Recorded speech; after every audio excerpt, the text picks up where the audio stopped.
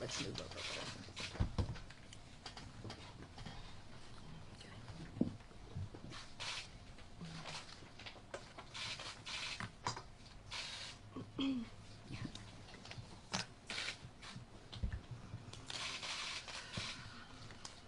I met Mr. Trump when I was a candidate on The Apprentice in season 5.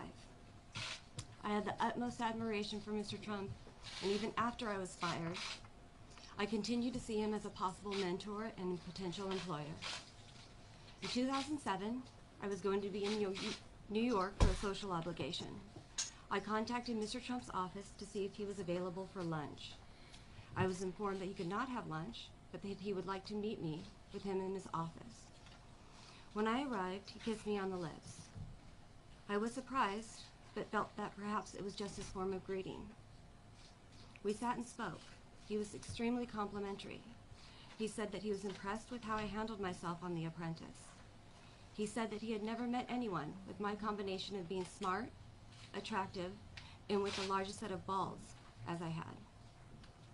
He said that he would love to have me work for him. Mr. Trump said he would be coming to Los Angeles soon, and he would contact me. I felt as though I was reaching for my brass ring. I was very excited. I felt as though my dream of working for Mr. Trump might come true. As I was about to leave, he again kissed me on the lips. This made me feel nervous and embarrassed. This is not what I wanted or expected. He asked me for my phone number, and I scrawled it down with a marker. I left hurriedly and called a friend who lived in New York because I was upset by the kiss. I also called my parents to let them know what had happened. I spoke at length with my loved ones, and we came to the conclusion that this was undoubtedly some form of greeting and that I should not take it as anything other than that. Mr. Trump called early in the morning of the day I returned home. He referred to me as his OC angel. He wanted to know who was with me at that hour. He scolded me about my penmanship because it was difficult for him to read my telephone number as I had written it for him. Even though he had called me, he concluded the call by asking me for my phone number. He then called again days later to let me know that he was coming to Los Angeles. He again called me after he had just landed in Los Angeles. He asked me to meet him that evening at the Beverly Hills Hotel and asked me where I would like to have dinner. When I arrived, his security guard greeted me at the hotel. He walked with me to greet Mr. Trump. I assumed we were going to a restaurant in the hotel. Instead, I was taken to a bungalow. The security guard opened the door, and I went in. I was standing in the entryway. To my left was a bedroom, and I saw Mr. Trump's clothes on the bed. I did not see him, but he greeted me with hello in a sing-song voice. It sounded like, hello. I thought the mistake had been made, and Mr. Trump thought he was speaking to someone he was more familiar with. I walked further into the living room, away from the bedroom, and sat down. I waited for about 15 minutes until Mr. Trump emerged. He had his suit on. I stood up, and he came to me and started kissing me open-mouthed as he was pulling me towards him. I walked away and I sat down in a chair. He was on a love seat across from me, and I made an attempt at conversation. He then asked me to sit next to him. I complied. He then grabbed my shoulder and began kissing me again very aggressively and placed his hand on my breast. I pulled back and walked to another part of the room. He then walked up, grabbed my hand, and walked me into the bedroom. I walked out. He then turned me around and said, let's lay down and watch some telly. He put me in an embrace, and I tried to push him away. I pushed his chest to put space between us, and I said, come on, man, get real. He repeated my words back to me, get real, as he began thrusting his genitals. He tried to kiss me again with my hand still on his chest, and I said, dude, you're tripping right now. Attempting to make it clear, I was not interested. He said, what do you want? And I said, I came to have dinner. He said, okay, we'll have dinner.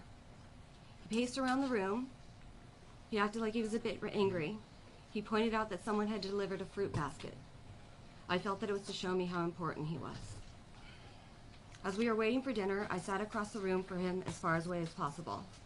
He started saying that he did not think I had ever known love or had ever been in love. I did not want to discuss my personal life with him.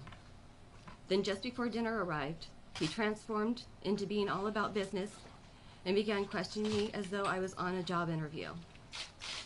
Dinner was delivered to the bungalow. When dinner arrived, he asked me to wait in a small room. I felt that he did not want the waiter to see me. After the table was set, he beckoned me to come out. We shared a club sandwich. The conversation then focused on the fact that I had a mortgage on my home, which I told him was in good standing. He spoke about how he was able to maneuver to get out of debt. He told me that I need to let my house to go into default and tell the bank they would take it back. Tell the bank they could take it back. He advised that then the bank would then take anything to rid themselves of a problem loan. He told me to call the bank and tell them I was leaving the keys on a table, and for them to just pick them up. He said that would be a mini version of what he does. He urged me not to make another payment on my home loan. He then abruptly said he was tired and that he needed to go to bed and ended the conversation. He told me to meet him in the morning at his golf course in Palos Verdes. I was very conflicted as to what had occurred. I wondered if the sexual behavior was some kind of test or whether or not I had passed.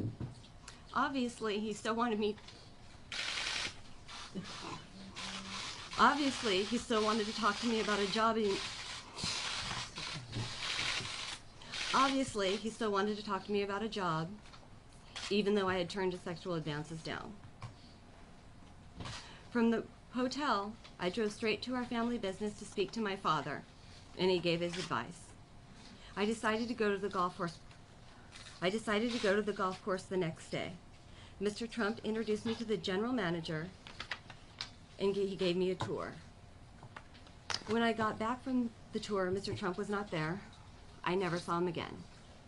Mr. Trump called a few days later to ask if I had called the bank as he had instructed. I told him that it was Christmas Eve and I had not done so as of yet. The general manager called me later that week and offered me a job at the golf course for half of what I had told Mr. Trump I was seeking in terms of salary. I called Mr. Trump and told him that I was upset and I felt that I was being penalized for not sleeping with him. Mr. Trump said that he was golfing and could not discuss it at that time. In a subsequent conversation about the job, Mr. Trump told me that I should never again use his private number and that if I wanted to reach him, I should contact him through his office. Even though Mr. Trump had sexually harassed me, I still wanted to get a job within the Trump organization. I felt that since I had made it clear to him that I was not interested in having a sexual relationship with him, that if he gave me a job, it would be based solely on merit, and we would be able to work together. When I contacted Mr. Trump, he asked me to send him a letter setting forth jobs within his organization that I felt I was well suited for, which I did. When I subsequently spoke with him, he gave me the runaround. He told me that he had not received the letter that I sent him, and then told me that he could not afford to hire me as he was laying off thousands of employees. I was disappointed, but harbored no ill will towards Mr. Trump whatsoever, and felt there was no point in any further attempts to get a job with Mr. Trump.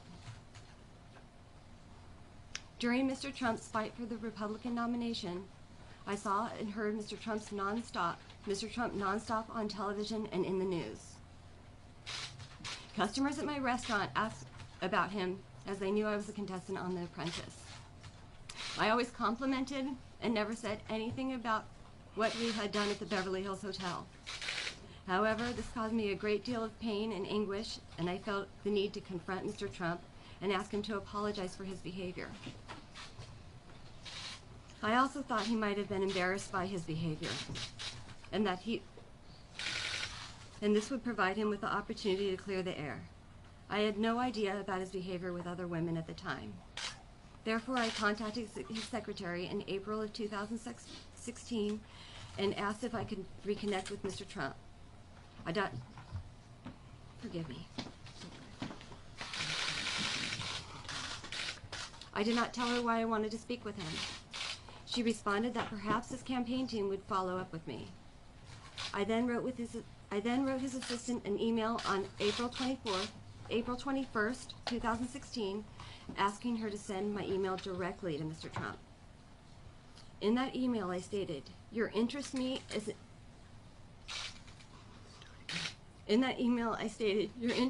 as a potential employee meant the world to me. Your interest in me as anything more blew my mind and I lost my footing. I further said I have been incredibly hurt by our previous interaction. I ended by stating, I hope to hear from you and wish you continued success. Mr. Trump did not reply. Mr. Trump, when I met you, I was so impressed with your talents that I wanted to be like you. I wanted a job within your organization. Instead, you treated me as if an object to be hit upon. I was incredibly embarrassed by your sexual advances and shared this information with a select few people close to me. Mr. Trump, today I feel that you were interested in me only because you wanted to have a sexual relationship with me and for no other reason. After hearing the released audio tapes and your denials during the debate, I felt I had to speak out about your behavior. You do not have the right to treat women as sexual objects just because you are a star. Thank you. Thank you.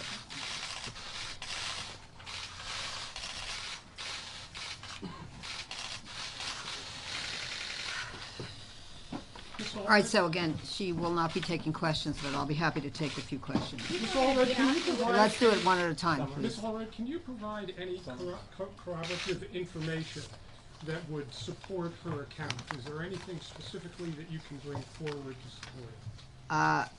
Yes, but I'm not going to bring it forward at this time. What would that be?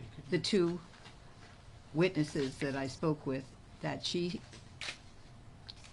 shared her experience with Mr. Trump with shortly after the incident that she described at the Beverly Hills Hotel.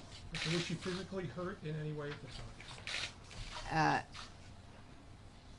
I'll just let her statement speak for itself. People are going to ask whether she supports any particular political party. Always, the question being whether she's doing this for some partisan reason.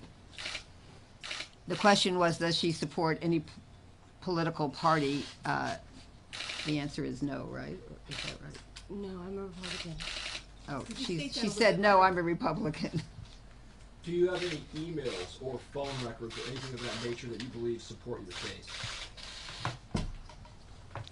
In the event that there is litigation not filed by her, she has no intention of doing so at this time, then of course any and all communications that may be relevant would be available in the discovery process of a civil lawsuit.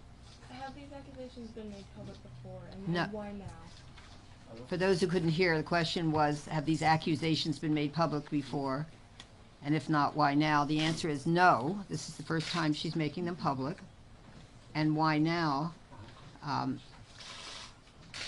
is for the reasons that she stated and that I stated in our statements. What Ms. is it about Allred. that video that brought her to make a public statement? I think I'm going to have her just stand on her statement because she's not going to be answering any questions. But obviously it was very disturbing to her, and that's why she's speaking out today. Ms. Allred, James Cook from BBC News. May I ask you, Donald Trump is speaking right now. He's not commenting particularly on Summer's account, but on the other accounts that we've heard so far, he says that women in these positions make these allegations, he says maliciously, for money and sometimes for fame. What is your response to that? And I wonder if someone would comment on what her response to that Well, she will not comment sure, because well, she's not going to if you would answer do any on her questions. behalf, ma'am. But I'll answer it. We're not. She hasn't filed a lawsuit. She could have filed a lawsuit. She didn't file a lawsuit, and she's not seeking either money or fame. And actually, to the contrary, she was very reluctant to come forward and speak here today, but did so because she felt, after hearing the Access Hollywood tapes and after hearing his denial, that she needed to do so. What's the time frame of these allegations taking place? In other words, what years? It only mentioned 2007. Well, Beverly Hills Hotel was 2007. How did you two become acquainted? How did your relationship start? Okay, how did we become acquainted was the question Yes. from the gentleman. And the answer is, as thousands of clients have done over the last 40 years that I've been practicing law, she contacted me. And did anyone with any political connections approach her in any way and encourage her to come forward? You know, she's an adult. She made her own decision. I'll just say this. Her contact with me was long before politics were involved. What does she hope comes out of this revelation? And if you could look that way. 'cause Yeah, that's what I was just looking at you for the question. I know. Okay, all right. What does she help? Yeah, what does she hope comes out of Well, I this mean, she's disclosure? here to tell what she alleges I want she to answer experienced. that. Okay, all right. I point, look at that one. No, I'll answer Yeah, you. thank Yeah, you. she wants you to look at the camera. No, it's not about the, Okay, well, it's not, I want to answer you. Thank you. I want to be able to sleep when I'm 70 at night. That's my answer. If we could just further that, how do you feel now that you've made this statement?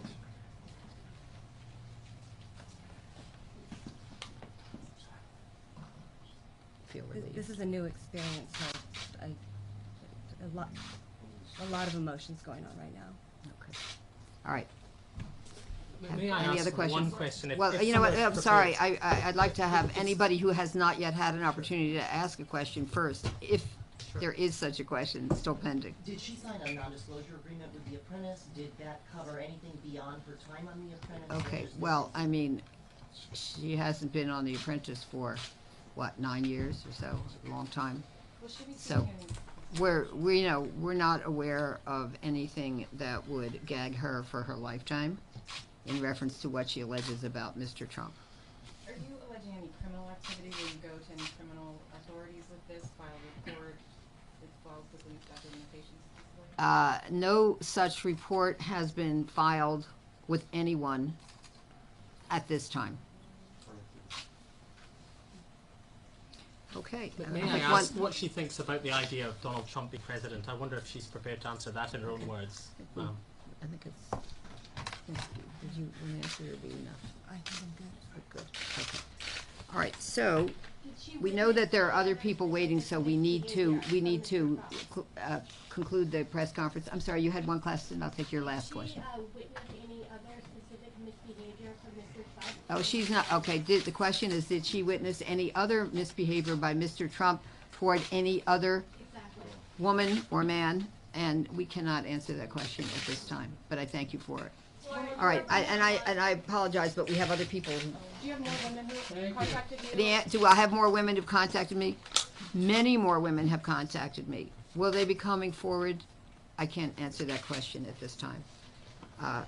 They won't be coming forward today. But thank you. Okay.